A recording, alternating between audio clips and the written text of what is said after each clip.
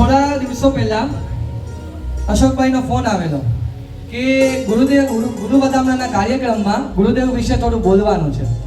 ગુરુ વધામણાના કાર્યક્રમમાં ગુરુનો ઉપકાર માનવાનો છે આપણે, અને એમાં પ્રિયાંશુ ગુરુદેવ વિશે થોડું તું બોલજે. અને ત્યારે ખ્યાલ નથી કે કયા ગુરુદેવની નિશ્રા છે, પણ હમણાં થોડા દિવસો પહેલા કંકોત્રી આવી, અને એ કંકોત્રીમાં ગુરુદેવનો ફોટો પણ હતો અને નીચે નામ પણ લખ્યું હતું. નામથી ચાલો કદાચ યાદ ન આવ્યું, પણ જેવો ફોટો જોયો ને સીધી એક માઇન્ડમાં સ્ટ્રાઇક થઈ. ગઈ સાલગીરી મોટપરમાં 18 અભિષેક ને ધજાની સાલગીરીનો મહોત્સવ, અને ત્યારે આ જ ગુરુ ભગવાનની નિશ્રા હતી, એ જ ગુરુદેવની નિશ્રા હતી. અને ત્યારે જે ગુરુદેવને ઘણા બધા માની લીધા હતા. એ ગુરુદેવને એટલા માણ્યા, એની સાથે ઘણો સત્સંગ એ વખતે કર્યો, સમય હતો ત્યારે એટલે. અને ત્યારે લાગ્યું કે ના, આ જ ગુરુદેવની પાછી નિશ્રા મળી, આ જ ગુરુદેવના આશીર્વાદથી ફરી પાછા 3 મહોત્સવ કરવાનો લાભ મળ્યો. આ અમારું પણ પરમ સૌભાગ્ય, અને એમના વિશે અમને બોલવાનો લાભ મળ્યો. એનાથી વિશેષ તો મારે શું જોઈએ? અને એવા આ ગુરુ છે, એકવાર તાલીના ગડગડાટ સાથે આ તમામ ગુરુદેવોને, તમામ શ્રમણી ભગવંતોને બતાવું છું. આજનો કહી શકાય આ ગુરુ વધામણાનો કાર્યક્રમ, જે પ્રમાણે દૂધમાં ભાત મળે ને તો એને ખીર કહેવાય, દૂધમાં ભાત મળે તો એને ખીર કહેવાય. અને જ્યારે આ 3 દિવસના મહોત્સવમાં, ત્રિદિવસીય મહોત્સવમાં, દરેક અનુષ્ઠાનમાં આ ગુરુદેવની નિશ્રા મળે ને તો એને તકદીર કહેવાય, ખાલી આ દંડ પરિવારને એટલું અમે કહી શકીએ કે તમારો આખો જે દંડ પરિવાર છે ને, પોતાનો સદભાગ્ય માનજો, પુણ્ય માનજો કે એક પણ અનુષ્ઠાન એવું નથી કે જેમાં ગુરુદેવની નિષ્ઠા નથી. 3 દિવસ 3 અનુષ્ઠાન ને અત્યારનો ગુરુ વધામણો 4 અનુષ્ઠાનમાં આ ગુરુદેવે નિષ્ઠા પ્રદાન કરી છે. આવા ગુરુ સરળ સ્વભાવી, અને એમના વિશે આજે બોલવાનો લાભ મળ્યો છે. કુસંગ અને સદગુરુ સંગ, એ બંને વચ્ચેનો આજે આપણે ફરક જાણવો છે. ગુરુનો ઉપકાર આપણા ઉપર શું છે? તો કે જ્યારે નિગોદમાં આપણે સર પડતા હતા, ભાઈઓ અને બહેનો બધા, આપણે બધા જ્યારે નિગોદમાં સર પડતા હતા,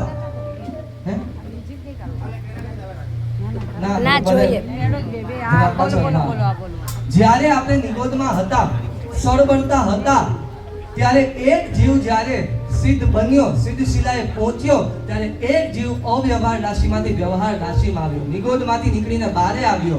માટે જો આપણે નિગોદમાંથી બહાર આવ્યા હોય તો કોનો ઉપકાર? સિદ્ધ ભગવાનનો. પણ નિગોદમાંથી બહાર તો આવી ગયા, પણ આપણને આવા ગુરુમાં ન મળ્યા હોત, જૈન ધર્મ કોઈએ ન દેખાડ્યો હોત, સદગુરુ ન મળ્યા હોત, તો આપણે પણ કોઈ ખોટા રસ્તે ચડી ગયા હોત. મનુષ્ય બહુ ઘણાને મળ્યો છે, પણ બધાને જૈન કુળ, જૈન ધર્મ નથી મળ્યું. ચાલો જૈન કુળ પણ ઘણાને મળ્યું છે, પણ શું હકીકતમાં અંદરથી જૈન ધર્મ એમણે સ્વીકાર્યો છે? હા કે ના? મનુષ્ય બહુ દુર્લભ, એમાં જૈન કુળ દુર્લભ. હાલો 2 વસ્તુ ઘણાને મળી ગઈ, પણ જૈન ધર્મ જો આપણી અંદર ઉતારનારા કોઈ હોય ને તો એ આ જ સદગુરુ છે, આ જ ગુરુ છે. અને એ ગુરુના જે ઓવારણા લેવાનો લાભ મળ્યો છે, તો કહી શકાય કે સિદ્ધ ભગવાન જો આપણા પ્રથમ ઉપકારી હોય નિગોદમાંથી બહાર કાઢવામાં, સિદ્ધ ભગવાન પ્રથમ ઉપકારી હોય, તો અરિહંત પરમાત્માની ગેરહાજરીમાં આ ગુરુદેવ, કોઈ પણ આપણે સદગુરુની વાત કરીએ તો એ ગુરુ અરિહંત પરમાત્માની ગેરહાજરીમાં આપણા પરમ ઉપકારી છે. પ્રથમનો અર્થ પણ પહેલો થાય, પરમનો અર્થ પણ પહેલો થાય. માટે સિદ્ધ ભગવાનનો ઉપકાર નિગોદમાંથી બહાર નીકળવાનો, પણ આ ગુરુનો ઉપકાર, જૈન ધર્મનું બીજ આપણી અંદર વાવવાનું, એ ઉપકાર એમણે કર્યો, માટે એ પણ આપણા પરમ ઉપકારી છે. કુસંગ જો માણસના જીવનમાં આવે ને તો એને બરબાદ કરી નાખે. કુસંગથી માણસનું જીવન બરબાદ, જ્યારે સદગુરુનો સંગ મળે ને તો એ જ માણસનું જીવન આબાદ બની જાય. આ સદગુરુ સુવાસ મેળવતી હોય ને તો આપણે પોતે ઉદ્યાન તરફ જવું પડે. સુવાસ મેળવવા માટે આપણે દોડીને પોતે ઉદ્યાન તરફ જવું પડે, ઉકરડો છોડવો પડે, ઉદ્યાન તરફ જવું જ પડે. એમ જો સદગુણો મેળવવા હોય ને તો કુસંગ છોડવી જ પડે અને સદગુરુ સંગ તરફ જવું જ પડે. ઉકરડા તરફ માંડેલા કદમ ચાલો કદાચ સફળ બની જાય, ઉકરડા સુધી પહોંચી પણ જઈએ ને તો એ પણ નિષ્ફળ ગણાય. પણ જો સદગુરુ સંગ તરફ માંડેલા કદમ કદાચ નિષ્ફળ થાય તો પણ એ સફળ છે. એનું કારણ કે ઉકેડા તરફ આપણે પહોંચી ગયા પણ સાવ નકામું છે. જ્યારે સદગુરુ તરફ જવાની ઈચ્છા તો થઈ, ભલે આપણે કદાચ આમ તો ઉત્કૃષ્ટ દીક્ષા જ છે, સર્વ વિરતી જ છે, પણ કદાચ આપણે દીક્ષા ન લઈ શક્યા, પણ ગુરુને હૃદયમાં માની લીધા ને, હૃદય કમલમાં બિરાજમાન કરી દીધા ને, તો એ પણ આપણા માટે આપણું આ જીવન સફળ જ છે. એવા આ સદગુરુ અને એ ગુરુના વધામણા કરવાનો આ પરિવારને લાભ મળ્યો છે. વિચાર કરો કેવું એ ઉત્તમ કોટીનું પુણ્ય. આ ગુરુ દૂધનો સંગ જો લીંબુ સાથે થાય તો દૂધની શું હાલત થાય? ફાટી જાય. દૂધનો સંગ લીંબુ સાથે થાય તો દૂધ ફાટી જાય. પણ જો એ જ દૂધનો સંગ કેસર સાથે થાય તો, ઇલાયચી સાથે થાય તો એ દૂધ સ્વાદિષ્ટ બને. બસ એ જ રીતે આપણે બધા દૂધ જેવા છીએ. જો આપણો સંગ કોઈ ખરાબ સંગત સાથે થયો તો આપણે પણ આપણું જીવન પણ વેડફાઈ જશે. પણ જો આપણો સંગ આ સદગુરુ સાથે થયો ને, જો ગુરુએ એકવાર આપણો હાથ પકડી લીધો ને, સમજો કે આપણો બેડો પાર છે.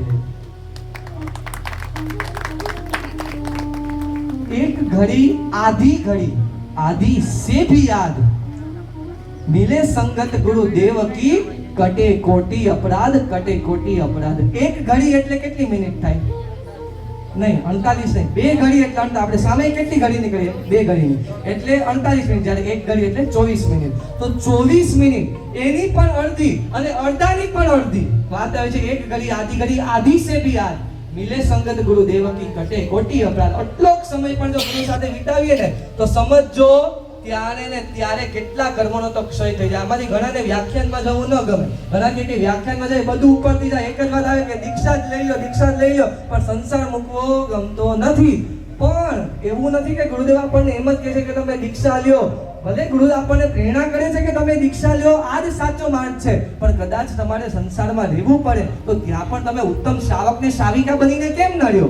આજે એવા ઘણા દ્રષ્ટાંતો છે કે કદાચ ભલે તેઓ દીક્ષા ન લઈ શક્યા, પણ અત્યારે આ સંસારમાં રહીને પણ બીજા માટે એક એક્ઝામ્પલ છે. એવું ઉત્તમ કોટીનું શ્રાવક ને શ્રાવિકા ધર્મ પાળે છે, એવું ઉત્તમ કોટીનું બ્રહ્મચર્ય પાળે છે કે આપણને લાગે કે પહેલો સ્ટેજ આપણું પહેલું પગથિયું છે એ 12 વ્રત શ્રાવક ધર્મ, અને એનાથી આગળ વધીએ તો આપણા માટે છે સર્વવિરતિ. આપણું લક્ષ્ય એ જોવું જોઈએ સર્વવિરતિ જલ્દીથી મળે. અને એ ગુરુ ઘણીવાર આપણે એમનું ભલે આપણે ઇન્ટેન્શનલી નહીં પણ અનઇન્ટેન્શનલી, ડાયરેક્ટલી નહીં તો ઇનડાયરેક્ટલી કદાચ કંઈક આપણાથી એમની આશા ના થઈ જાય. આપણે બધા ભલે જૈન છીએ, ગુરુનું ઘણું માન આપણી અંદર છે, પણ કદાચ પીઠ પાછળ જો ગુરુ પદની, સાધુ પદની આપણે નિંદા કરતા હોય ને તો ત્યારે ત્યાં અટકી જજો. મારે આજે આપણે એ વાત કરવી છે. આજનું આપણું પૂજન હતું ઋષિમંડળ પૂજન, પણ સિદ્ધ ચક્ર પૂજનમાં એક શ્લોક આવે છે, વિરાધ્ય રાજ્ય ચૈતસ્ય પંચમમ પદમેવહિ દુઃખમ સુખમ ચ સંપ્રાપ્તા રૂક્મિણી ચાથ રોહિણી. અર્થ જો સમજીએ, પાંચમું સાધુ પદ, એની આરાધના રોહિણીએ કરીને તો એને સુખ મળ્યું, જ્યારે સાધુની વિરાધના રૂક્મિણીએ કરી તો એને દુઃખ ભોગવવું પડ્યું. માટે કદાચ ગુરુદેવની વયાવચ ન થાય ને ક્યારેય પીઠ પાછળ નિંદા તો કરવી જ નહીં. આપણે એ લેવલ સુધી પહોંચી જ નથી શક્યા, આપણે કઈ રીતે નિંદા કરી શકીએ? 9 પદમાં મને દેખાડો આપણા કોઈનું 9 પદમાં સ્થાન છે? 5 પદમાં ક્યાંય પણ પંચપરમેષ્ઠીમાં આપણું સ્થાન છે? ક્યાંય નથી. જ્યારે આ ગુરુ ભગવાનનું તો છે 5મું સાધુ પદ, પછી ધીમે ધીમે આગળ વધતા જશે. ત્યાં આપણે વાત કરીએ સાધુ પદથી ધીમે ઘણું એમનું લક્ષ્ય ઊંચું છે, જ્યારે આપણે તો હજી પહેલા સ્ટેજ ઉપર પણ નથી પહોંચ્યા. કઈ રીતે નિંદા કરી શકીએ? કઠિયારા મુનિની વાત આવે. એ કઠિયારા મુનિ પેલા કઠિયારા હતા, લાકડું કાપતા હતા, પણ પછી દીક્ષા લીધી. દીક્ષા લઈ ગામમાં ઘરે ગોચરી ઓળવા જાય, અને ગોચરી ઓળવા ટાઈમે ગામના લોકો એમને માન ના આપે. વિચાર કરે, આ તો એક કઠિયારો છે, આને શું માન આપીએ? આને માન આપવા જેવું શું છે? આ તો લાકડા કાપવા વાળો છે. કઠિયારા મુનિએ વાત કરી પોતાના ગુરુદેવને કે આવું ગામમાં થઈ રહ્યું છે. ગુરુએ કીધું કે જ્યાં આપણને માન ન મળે ને ત્યાં આપણે ન રહેવાય. કાલે ને કાલે આપણે અહીંયાથી વિહાર કરીશું. અભય કુમારને સમાચાર મળ્યા, દોડતા આવ્યા, 2 હાથ જોડી, ગુરુદેવ મને 3 દિવસનો સમય આપો, બધું સરખું કરી દઈશ. 3 ઢગલા કરાવ્યા, રત્નનો, મણીનો ને માણેકનો. આખા ગામમાં દંડેલો પીટાવ્યો. જે પણ માઈનો લાલ જિંદગીભર સ્ત્રીનો સ્પર્શ નહીં કરે, જે પણ માઈનો લાલ જિંદગીભર અગ્નિનો સ્પર્શ નહીં કરે, જે પણ માઈનો લાલ જિંદગીભર પૈસાનો સ્પર્શ નહીં કરે, આ ત્રણેયને જે છોડી દેશે એને 3 ઢગલા, રત્ન, મણી ને માણેક 3 ઢગલા આપી દેવામાં આવશે.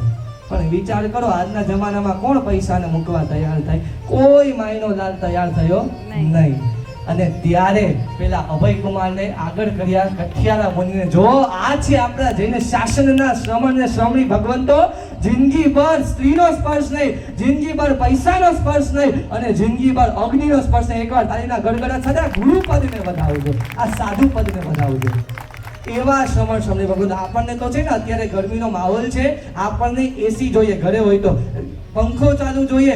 રાત બપોરે 12 વાગે બહાર નીકળવું હોય ને તો પણ આપણને વિચાર આવે કે અત્યારે એસીમાં સૂતા છે તો કેમ નીકળવું. જ્યારે આ ગુરુ ભગવાન તો બપોરના 12 વાગ્યાના તડકામાં પણ ગોચરી બોલવા જતા હોય. આપણને રાત્રે સુવા માટે દંડલોકના ગાદલા ન હોય ને તો ઊંઘ ના આવે, આપણે કહીએ કે આજની તો મારી રાત બગડી. જ્યારે આ ગુરુદેવ દંડલોકના ગાદલા છોડો, સેટી છોડો, નીચે જમીન પર સંથારો પાથરીને સૂઈ જાય. આ છે આ સાધુ પદ. કોઈ પણ એક બાળક હોય, સંસારમાં હોય તો એના માતા પિતા હોય, પણ જેવી એ દીક્ષા લે ને એના માતા પિતાને તે વિદાય આપી દે, ત્યારે ને ત્યારે એમની સાથે બધો નાતો તોડી દે અને નવા માતાને પિતા અપનાવે. જૂના માતા પિતા છોડી દે, દીક્ષા લીધા પછી નવા માતાને પિતાને અપનાવે. તો એક પ્રશ્ન બધાને, સાધુ ભગવાનની નવી માતા કોણ અને નવા પિતા કોણ? ખબર છે કોઈને? નવી માતા હા કરુણા ના, શ્રાવક શ્રાવિકા પણ નહીં, ના ગુરુ મૈયા પણ નહીં, અતિ હા સંઘ પણ નહીં, જૈણા. એટલે આમ આ બધું સાચું જ છે, ખોટું સાવ છે એમ નથી કહેતો, પણ જે રેલેવન્ટ આન્સર જોઈએ છે એ નથી મળતો. જીવદયા પણ નહીં. હા, અષ્ટ પ્રવચન માતા. અતિચાર જો કોઈને આવડતો એનું પ્રૂફ દઉં. તમને લાગશે કે કેમ મારા આન્સર ખોટા પડ્યા? અતિચાર જો કોઈને આવડતો, ચારિતા ચાર 8 અતિચારમાં વાત આવે છે, એ અષ્ટ પ્રવચન માતા. સાધુ તણે ધર્મે સદેવ, એટલે એમાં વાત આવી. સાધુ ભગવાનની હંમેશા માતા થઈને કોણ રહે છે? અષ્ટ પ્રવચન માતા. આ તમે બધું બોલ્યા સાચું છે, જૈના જીવદયા બધું સાચું, પણ રેલેવન્ટ આન્સર શું છે? અષ્ટ પ્રવચન માતા. ચાલો આ આવડી ગયું, પણ નવા પિતા કોણ? નવા પિતાનું નામ શું? પોતાના સંસારના પિતાને ભૂલી જાય, બધો નાતો તોડી દે, નવા પિતા અપનાવે, એનું નામ 10 વિધ યતિ ધર્મ. નવા માતા બને અષ્ટપ્રવચન માતા, અને સાધુના નવા પિતા બને 10 વિધ યતિ ધર્મ. વાત આવે છે તજી માત તાત સ્વજન સંબંધી પ્યારા સહુ પરિવારને, મૂકી માયાને મમતા નથારી સ્વાર્થ ભર્યા સંસારને. કરે સાધના એકાંતમાં એક પૂર્ણ પદની ઝંખના. બધા એકવાર બે હાથ જોડી ગુરુદેવ સામે ફેસ કરી. એ શ્રમણના શુભ ચરણમાં કરું ભાવથી હું વંદના. એ શ્રમણના શુભ ચરણમાં કરું ભાવથી હું વંદના. યજી માત તાત સ્વજન સંબંધી પ્યારા સૌ પરિવારને, મૂકી માયાને મમતા નઠારી સ્વાર્થ ભર્યા સંસારને. કરે સાધના એકાંતમાં એક પૂર્ણ પદની ઝંખના. ફરી પાછું. એ શ્રવણના શુભ શરણમાં કરું ભાવથી હું વંદના. એ શ્રમણીના શુભ શરણમાં કરું ભાવથી હું વંદના. આવા ગુરુદેવના વધામણા કરવાનો આજે લાભ મળ્યો. સમાચાર મળ્યા કે હજી થોડા બધા ડાન્સ પણ છે, હજી થોડી ઘણી સ્પીચો પણ બધી છે. એટલે હવે આપણે થોડું આગળ કન્ટિન્યુ કરશું. આગળ જે 1-2 આપણે પ્રોગ્રામ લેવાના છે એ લઈ લઈએ, અને હજી આપણે સ્પીચનું રાખશું, સમજવાનું રાખશું, પણ વચ્ચે જે આપણી વ્યવસ્થા જળવાઈ રહે એટલા માટે 1-2 વચ્ચે જે પ્રોગ્રામ છે ગુરુદેવ જે પ્રમાણે માર્ગદર્શન આપે એ પ્રમાણે આપણે આગળ લઈએ.